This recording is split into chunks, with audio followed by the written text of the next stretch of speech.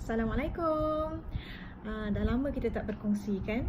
So hari ni rasanya kita nak sambung berkongsi tentang tips kesihatan.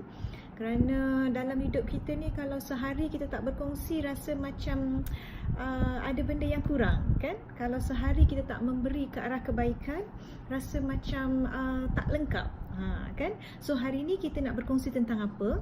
Hari ni kita nak berkongsi tentang satu lagi makanan sunnah, iaitu madu. Ni nampak ni, madu 3 yang bersusun dekat depan Win ni. Kan macam cerita P.Ramlee kan. Okey, so hari ni kita nak berkongsi tentang madu. Bukan madu 3 ya, tentang madu. Okey, alright. So Win memang mengamalkan penggunaan madu. Alhamdulillah, dalam kehidupan sehari-hari memang mengamalkan madu sekurang-kurangnya 1 hari waktu pagilah sebelum kita buat apa-apa tu, kita sebelum masukkan apa pun dalam perut kita masukkanlah dulu madu dulu ya.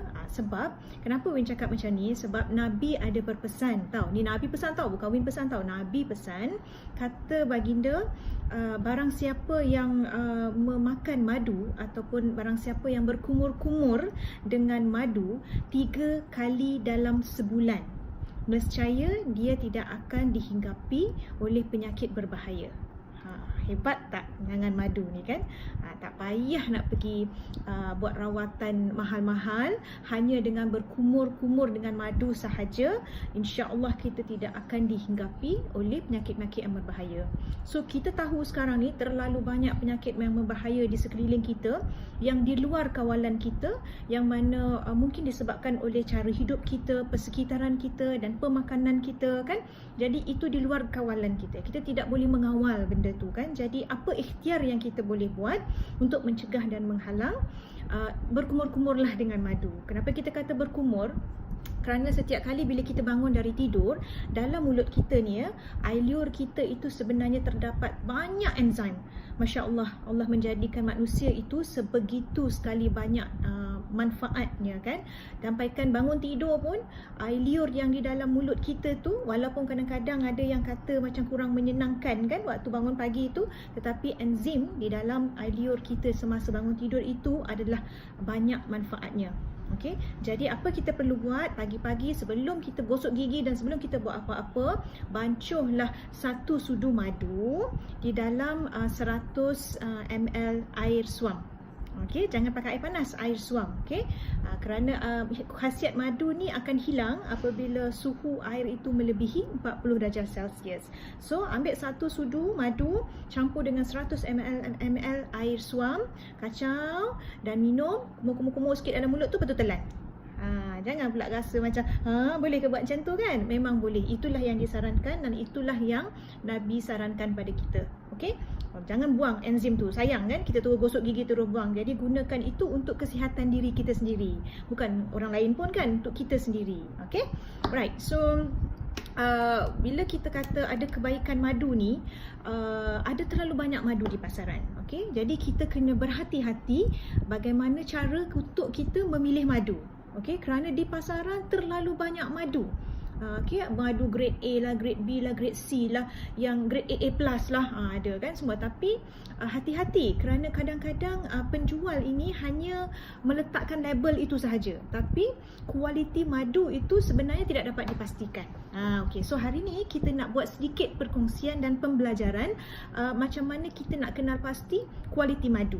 Okay, basically kan madu ni dia punya kualiti dia bergantung kepada 2 faktor. Yang pertama adalah lokasi sarang madu itulah kan, sarang lebah lokasi sarang lebah itulah di mana. Adakah dia di kawasan pedalaman ataupun adakah dia di kawasan yang iklimnya banyak hujan. Okey, so lokasi dia tu bersih ke, tercemar ke, macam mana ke, itu yang pertama, faktor yang pertama yang mempengaruhi kualiti madu.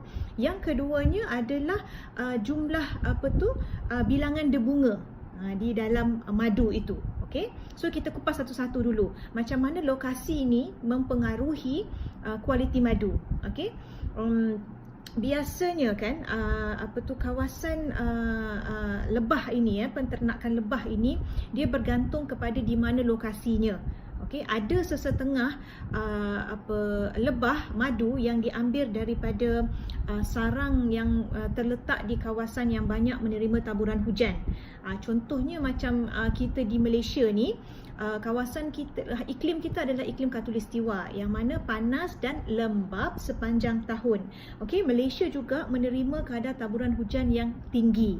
Jadi kita boleh bayangkan jika madu yang diambil di kawasan yang menerima kawasan yang menerima taburan hujan yang tinggi, jadi kualiti madu itu tidaklah begitu baik. Okey, kerana madu yang baik ataupun madu grade A ni, dia mestilah mengandungi jumlah kandungan air kurang daripada 18%. Okey, ya. Jadi maknanya kalau madu itu diambil di kawasan yang menerima jumlah hujan yang banyak, bermakna madu itu kurang kualitinya. Okey, kalau dia dah lebih daripada 18%, kualitinya sudah kurang. Jadi tu kena hati-hati. Kita nak makan madu, nak ikut sunnah, tapi seboleh-bolehnya kita naklah yang berkhasiat. Tak naklah kita duduk beli madu mahal-mahal, lepas tu kita makan tak ada kesan, kan? Okay. And then madu ni yang mana ya, kalau dia yang lebih air, ya, lebih daripada 18% air, dia akan bersifat acidic. Okey, jadi kalau bersifat acidic masuk ke dalam badan kita ni, badan manusia ni juga kebanyakannya berasid. Okey, sebab kita mengeluarkan macam-macam reaction, okey, dan juga kita punya cara kehidupan kita, jadi menyebabkan badan kita ini berasid. Jadi kalau asid masuk dalam asid, apa jadi, kan? Jadi itu kena hati-hati, ya. Madu yang mengandungi air lebih daripada 18%, dia adalah bersifat acidic. Bila dia bersifat acidic, dia tidak sesuai untuk tubuh badan kita, especially sangat tidak sesuai untuk orang yang ada gastrik. Kerana orang yang ada gastrik ni, perut dia akan mengeluarkan gas, kan? Jadi kalau dia ambil madu yang berasid, akan menjadi bertambah sakit. Jadi berhati-hati, ya. Tak semua nanti tu kan, kadang orang akan salah sangka, akan kata madu ni makanan sunnah, tapi kenapa bila makan menjadi bertambah sakit ataupun makan tidak mendatangkan faedah. Jadi berhati-hati, kaji balik, mungkin ada kesilapan kita dalam memilih kualiti madu. Okey, yang keduanya, macam mana kita nak kesan madu ini berasid ataupun tidak? Kita boleh rasalah. Okey, kalau madu yang berasid, dia rasa dia agak masam, dia tak manis tau. Dia rasa dia macam masam-masam. Pernah tak ada yang makan madu kat sini pernah rasa macam kenapa macam masam-masam, itu maksudnya berasid. Berhati-hati, okey. And then madu yang berasid ni biasanya dia tidak tahan lama dan mudah rosak. Okey, and then boleh test juga kalau kita tuang madu tu sikit dan kita campurkan dalam air, dia akan mudah larut dengan air. Itu maknanya kandungan air dia lebih. Jadi air bercampur dengan air, dia akan mudah cair. Itu cara-cara fizikal yang kita boleh kesan madu itu baik, asli ataupun bersifat acidic ataupun tidak. Okey. Right. Yang kedua tadi, kualiti madu ni dipengaruhi oleh bilangan debunga di dalam sarang lebah itu. Okey. Jadi kalau kawasan yang mempunyai lagi banyak bilangan debunganya, maka kualitinya lagi tinggi. Okey. Jadi kalau hati-hatilah kalau madu tualang tu kan, madu tualang tu dia cuma ada satu jenis debunga saja. Jadi kita nak pilih madu, better kita pilih madu yang ada banyak debunga. Okey, tapi masalahnya macam manalah kita ni nak duduk berkawal dekat sarang lebah tu, nak pastikan yang debunganya berapa banyak kat dalam tu kan. Satu hal pula kita nak jadi keluarga lebah, nak jadi mengira debunga yang dibawa macam dibawa masuk ke dalam sarang tu berapa banyak kan. Jadi di luar kemampuan kita untuk memastikan kualiti-kualiti tersebut, sebab kebanyakan yang kita dapati di pasaran dah siap-siap di packing, ada kita tak boleh pastikan lokasinya datang daripada mana, bilangan debunganya bagaimana. Kan? Okey, jadi bila madu yang mengandungi dua kualiti tadi, iaitu kualiti lokasi yang baik, yang bersih dan tiada pencemaran, dan juga yang keduanya bilangan debunga yang banyak, biasanya madu yang memiliki dua kualiti ini adalah madu grade A. Tetapi madu grade A ni mahal you all. Madu grade A ni kalau setengah kilo boleh mencacah sampai 150-200 ringgit. Kan itu belum lagi bergantung pada berapa kos dia menghantar ke Malaysia ni. Jadi lagi tinggi. Okey, jadi madu grade A ni ramai yang tak mampu. Jadi bila tak mampu nak beli madu semahal itu, ramai yang beli madu-madu imitation yang murah. Tapi bila madu imitation ni, dia punya khasiat dia tidak mencapai apa yang kita harapkan lah. Okey, orang diabetik pun tak boleh makan, orang gastrik pun berbahaya kan. Itu dia tentang bagaimana kita nak mengenal pasti madu lah. Okey, so satu madu yang Win amalkan yang mempunyai kualiti-kualiti yang Win sebutkan tadi adalah madu ni. Ni madu ni kan, Forever Bee Honey. Okey, madu ini dia ni adalah dihasilkan di kawasan yang dua tempat. Dua tempat kita ada menghasilkan madu ni. Yang pertama di kawasan gurun, di kawasan gurun, yang mana nama gurun tu Gurun Sonoron. Gurun ini adalah yang ladang lebah yang tertua tau. So gurun ini menerima kandungan hujan yang sangat sedikit. Jadi lebah-lebah madu kita ni diambil daripada ladang lebah yang terletak di gurun ni maksudnya kawasan yang tandus gersang kan, yang tak ada banyak air kan. Kualiti madu di situ bagus kerana dia kurang menerima hujan, jadi kualiti madunya adalah lebih baik kerana kurang kandungan air. Yang kedua, madu Forever ini juga berasal daripada kawasan pergunungan, iaitu kawasan pergunungan. Ini gunung tadi gurun kan, ni pergunungan utara Spain. Kenapa pergunungan utara Spain? Kawasan itu adalah kawasan yang bebas pencemaran, kawasan tinggi yang bersuhunya cantik, yang pencemarannya tidak ada. Jadi di situ mempunyai lebih 6,000 debunga. Banyak kan? Memang di kawasan pergunungan itu ada 6,000, lebih daripada 6,000 debunga. Jadi madu dia adalah madu yang berkualiti kerana dihasilkan di kawasan yang tiada pencemaran dan yang mempunyai bilangan debunga yang sangat tinggi. Madu ini bukan cakap-cakap saja, tapi madu ini telah disahkan di peringkat antarabangsa dan ianya adalah halal dan juga kandungan airnya tidak melebihi 18%. Kandungan madu ni sebenarnya 17%. Jadi cukup baiklah tu. Jadi dia jatuh kepada kategori golongan madu grade A. So tadi kita cakap mana nak cari madu grade A kan? Ni dah jumpa dah depan mata you all. So nak tahu berapa harga madu ni? Madu ni harga dia tidak seperti madu grade A yang we cakap tadi kan, boleh mencecah hingga 150 ke 200 ringgit kan untuk setengah kilo. Tapi madu ini dengan kualiti grade A, harga untuk setengah kilo hanyalah RM86 sahaja. Untuk setengah kilo RM86 sahaja. Itu belum lagi termasuk harga member. Kalau harga member boleh mendapat diskaun sehingga 35%. Itu nak tahu macam mana nak dapat diskaun macam tu, yang tu boleh PM tanya macam mana nak dapat diskaun. Tapi hari ni kita nak ceritakan manfaat madu ini dan bagaimana kita nak memilih madu yang berkualiti. Jangan tertipu ya tipah. Nanti tipah tertipu. Kan? Right. So bukan sahaja kualiti madu ni tadi, kita juga memastikan bila madu ni dah bagus kan, naklah kita pastikan kualiti madu ini tidak tercemar kan. Jadi madu ini sendiri dia punya botol ni sudah direka cipta dan telah dipatentkan dan tidak boleh ditiru oleh mana-mana. Yang mana botol dia ini dicipta untuk memelihara kualiti madu di dalamnya.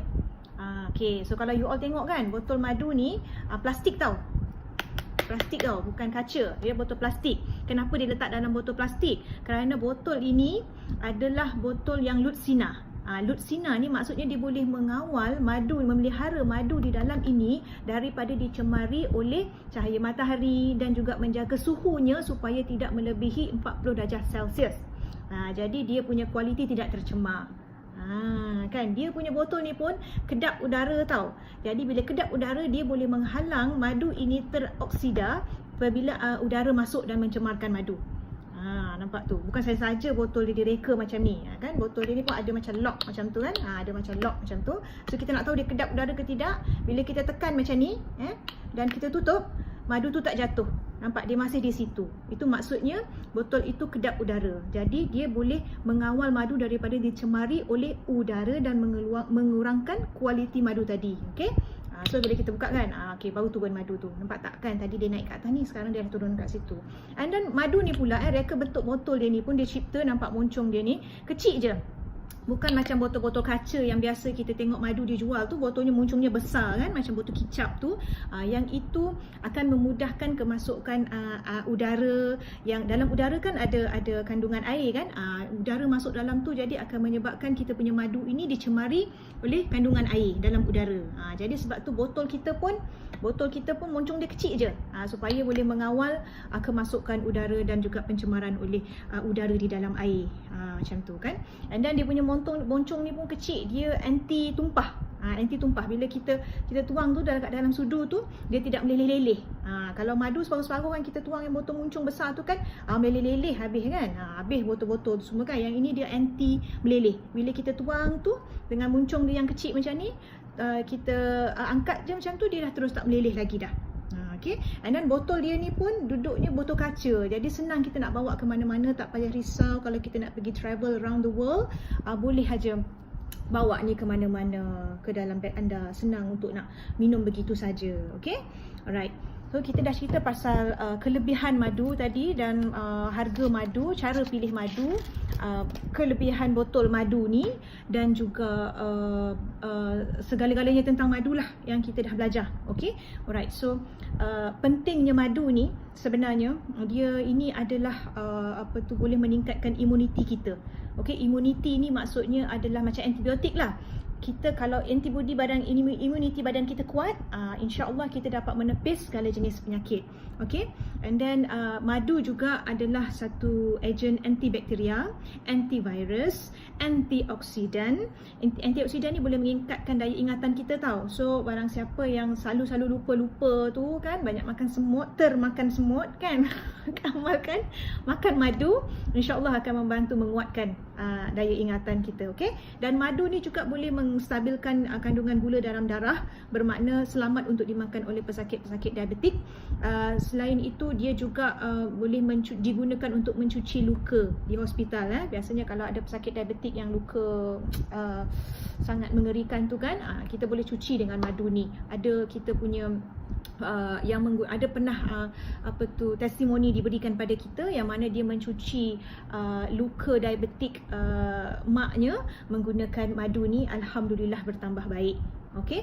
And then madu ni juga dia mengandungi flavonoid, yang mana flavonoid ini adalah satu ejen untuk mengurangkan risiko sakit jantung dan juga kanser. Okay, dalam badan kita ni ada banyak radikal bebas. Kerana apa? Kerana dalam kehidupan kita yang serba moden ini, kehidupan kita terdedah dengan pencemaran. Okay, terdedah dengan radikal-radikal daripada alat-alat peralatan elektrik, daripada telefon kan. Kita tak boleh lengang dengan telefon sekarang ni, tidur pun letak telefon kat sebelah kita kan. Jadi sebenarnya itu akan membebaskan radikal bebas dan akan menyebabkan banyaknya bilangan radikal-radikal bebas di dalam badan kita lah. Okay, so bila radikal bebas ini tinggi di dalam badan kita dan tidak dikawal, itu akan menyebabkan risiko kanser. Kerana kita kena ingat ya, setiap kita manusia ini lahir dengan sel kanser. Sedia ada dah, tapi sel itu tidak aktif. Jadi bila terlalu banyak radikal bebas yang masuk ke dalam badan kita oleh kerana pemakanan kita dan cara hidup kita, itu secara tidak langsung akan mengaktifkan sel kanser di dalam badan kita yang tengah tidur tadi. Jadi kita perlulah berusaha untuk mencegahnya. Okay? So jangan lupa amalkan madu ini kerana Nabi dah pesan tentang kebaikan-kebaikannya. InsyaAllah kita tidak akan dihinggapi oleh penyakit-penyakit berbahaya sekiranya kita memakan madu 3 kali dalam sebulan. Tapi apalah salahnya kan, kalau kita dah ada madu yang begini cantik dengan harganya yang berpatutan, why not kita makan hari-hari, kan, supaya lebih sihat dan lebih cegas lagi. Okay, alright. So itu saja yang kita nak kongsikan hari ini tentang madu. Semoga bermanfaat. Jumpa lagi. Bye.